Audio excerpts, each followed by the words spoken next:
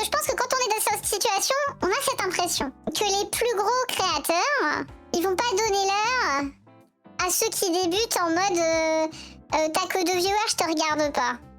Mais en vrai, c'est pas vrai. C'est juste qu'ils les connaissent pas en fait. En fait, t'as quelqu'un que tu connais pas, qui arrive dans tes DM. Tu sais pas qui c'est la personne, vous avez jamais interagi. Elle arrive dans tes DM pour te demander une collab. Bah, tu vas pas lui dire oui en fait. Tu vas pas streamer avec quelqu'un que tu connais pas en fait. Tu sais pas la vibe de la personne, tu sais pas si le courant il va bien passer, tu sais pas si la personne va pas dire des dingueries.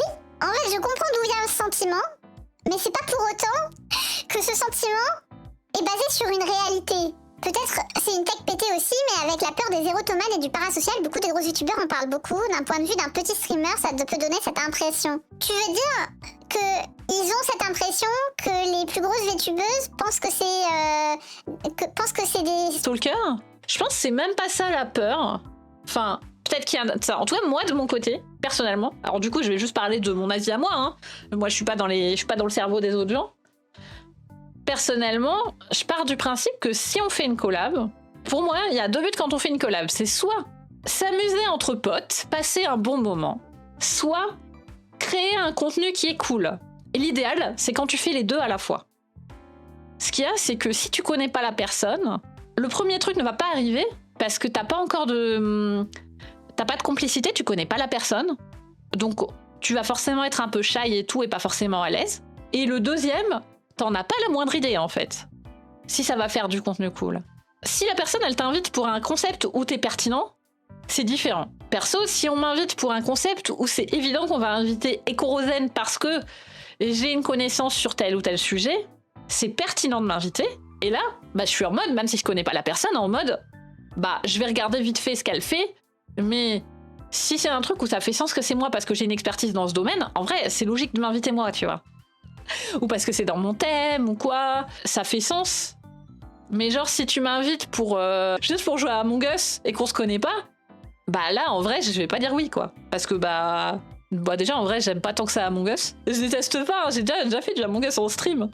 Genre, j'ai même déjà organe Among Us. Mais en vrai, je suis pas spécialement fan de Among Us.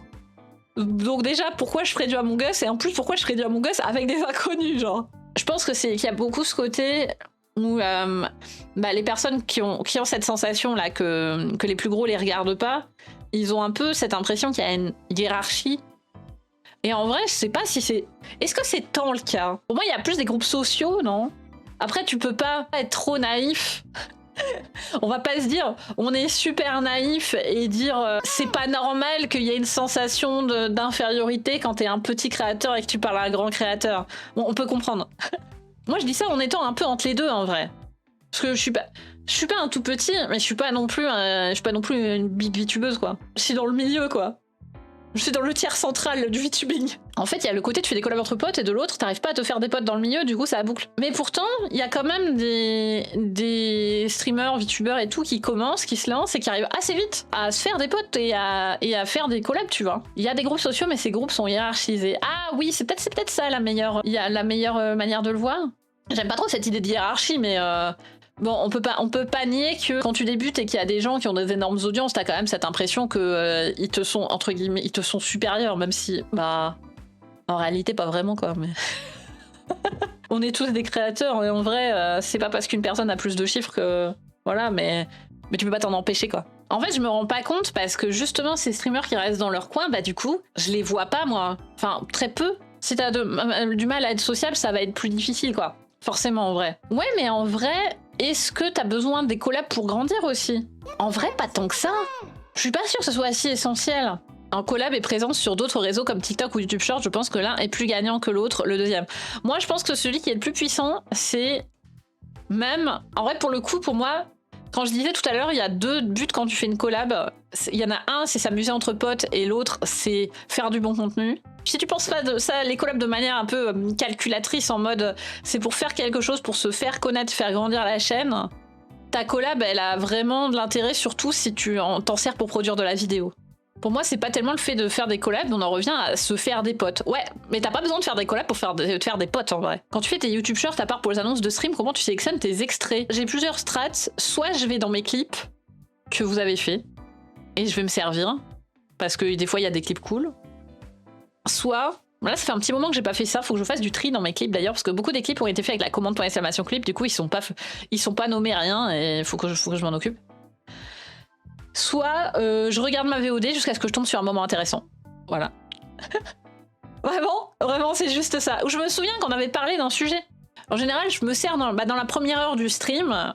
Je sais qu'on va forcément avoir parlé d'un ou deux sujets intéressants et du coup je vais taper là-dedans. Moi j'ai une hot take du même niveau, mais la participation aux Z-Event en distanciel, t'as l'impression que tout le monde veut le faire juste pour le faire. Bah je pense que le Z-Event ça a une aura qui est telle que les gens ils ont envie de le faire parce que c'est un peu un truc dans ta bucket list, tu vois. D'ailleurs je n'ai pas encore décidé si je le faisais ou pas. Je dirais aller voir des gens dans le même nombre d'abonnés aussi, ça fait moins charreau. Il y a aussi ce côté là quand t'as des gens qui débutent et qui vont tout de suite contacter des plus gros streamers, il y en a beaucoup qui ont un peu l'impression d'être utilisés, quoi.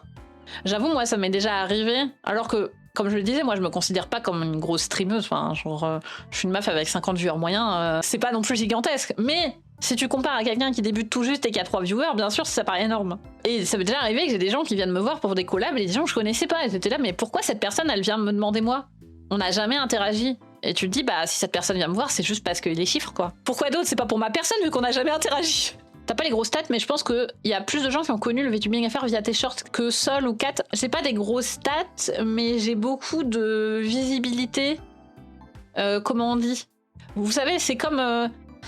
je suis un peu le NordVPN du VTubing. Tout le monde m'a déjà vu passer une fois. Bah, ça a été ma strat quand pendant un an j'ai posté un short par jour, c'était que tout le monde m'ait vu au moins une fois. Hein. Echo la Coroné FR, ouais, je sais pas. Hein. En termes de reach, on n'est pas au même niveau. Hein. Je suis moins drôle que Coroné aussi. Hein.